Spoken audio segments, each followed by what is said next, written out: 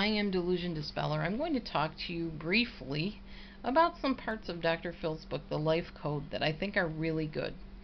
And again, I give all credit to Dr. Phil. This is not me or my things, my information. This is all him.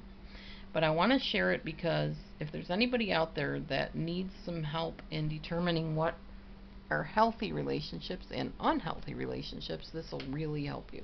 This is my cat Moki, if you can see her. She just decided she needed to be up with me, apparently. And cats do that. Okay.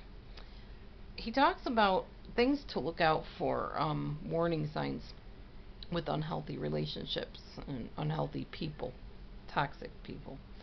So the first thing is arrogant entitlement, meaning somebody that thinks you owe them, or everybody owes them, or the world owes them.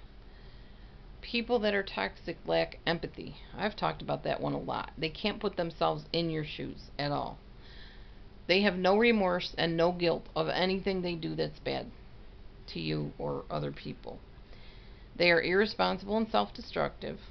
That stands to reason, and it's kind of self-explanatory. One of the people that I dated was definitely irresponsible. He couldn't hold a job, wouldn't hold a job. Very self-destructive, bad chain smoker, very self-deprecating, put himself down constantly, didn't ever see good in anything, was depressing to be around, just a dismal person overall.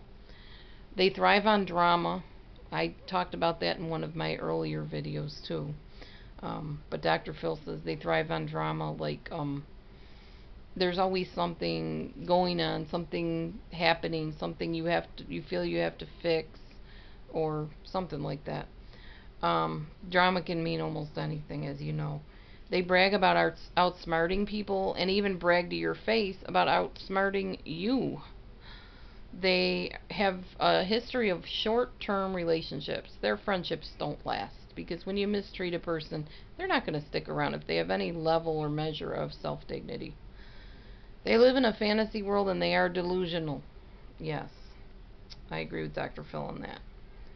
I love what Oprah Winfrey said on one of her shows. When people show you who they are, believe them. That just says it all to me. Yeah, don't doubt when you see things or suspect things, or people are, revealing definite flaws in their character. Believe what you're seeing. Dr. Phil also says that people will find out what matters to you, and because they don't have any empathy, they will mimic that back to you. That's their way of idealizing you. So if you collect stamps, they're going to get you the best stamp for your stamp collection. If you love cats, they're going to buy you pictures of cats. They're going to buy you stuffed cats. They might even get you a real cat. Just anything that is your interest, again, to idealize you, to woo you, to suck you in and seduce you. Dr. Phil also says to remember that, I hope I'm not covering up the speaker here. Dr. Phil says to remember that if somebody will do it with you, if they'll do it with you, they'll do it to you. So if somebody's, coming over, my cat's trying to drop water on the floor. If somebody will come to you and kind of whisper outside of their mouth, oh, so-and-so did this, or did you see that, or did you know, blah, blah, blah, kind of like, on the side, whispering, gossiping type of thing. If they'll do it with you, they'll do it to you. In other words, you can be the subject of the next gossip session of them with somebody else. Somebody that's toxic, you never get a straight answer from them. They will deflect a topic in order to avoid what they don't want to talk about. They'll get you to talk about you so you don't learn anything about them. That's a big warning sign, by the way. If you're in a relationship with somebody and it feels like, hey, I'm doing all the talking, I'm doing all the giving, I know nothing about you, and they're not forthcoming with that information, that's not good. That's dangerous. Okay, when someone is mean to you, even though you're kind to them, it's about their toxicity, not about you being not nice enough. So, you may have heard the golden rule, do unto others as you'd have them do unto you. as Dr. Phil says, you can practice the golden rule, but don't expect it.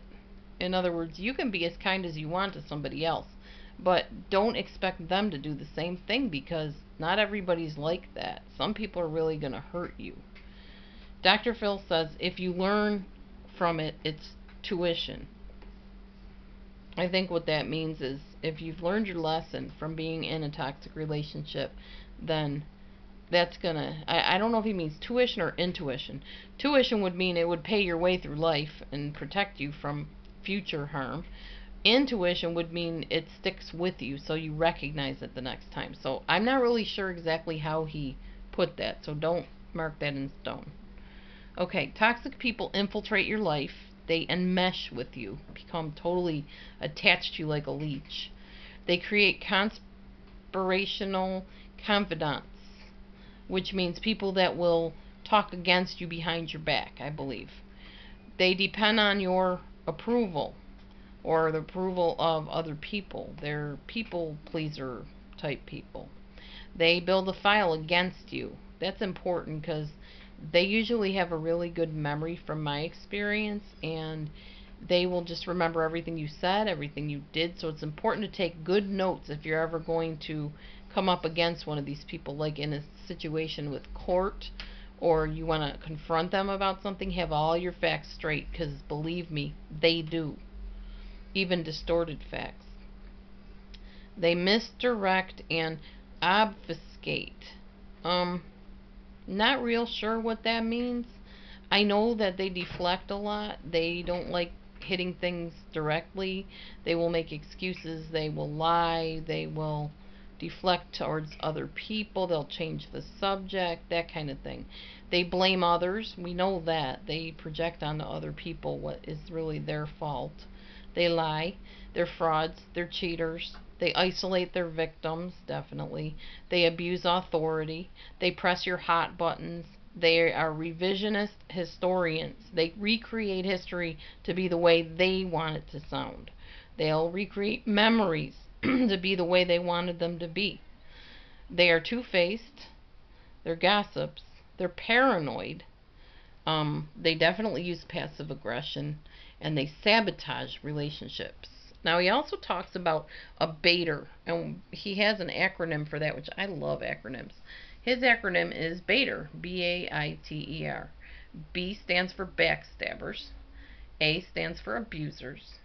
I stands for imposters, people that appear to be your friend and really aren't. T stands for takers. You can't do enough for a taker. The more you do, the more they criticize you. The more it's not right, it's not enough, etc. They are exploiters, and they're reckless with your life and theirs. So thank you, Dr. Phil, for this information from your book, Life Codes. I suggest everybody go out and get that book. I haven't gotten it yet, but I've been watching some of his videos, so that's where I got some of this information from. Oprah has a class, excuse me, a life class on the OWN channel called Oprah's Life Class. And Dr. Phil was interviewed on it, and that's where I got the information from. So I don't claim any of this being my property. This is all Dr. Phil, but he's one of the people I definitely pattern my ministry and outreach after, because he is very admirable to me. I think he really knows how to handle certain things well. I don't agree with everything he says, but for the most part, I pretty much would handle things the way he does. So thanks for watching. I'm going to go for now, and God bless you. If you need me, need some help, whatever, go to my website at www.delusiondispeller.com, I believe it is, or just type in delusiondispeller.com and that should get you to me.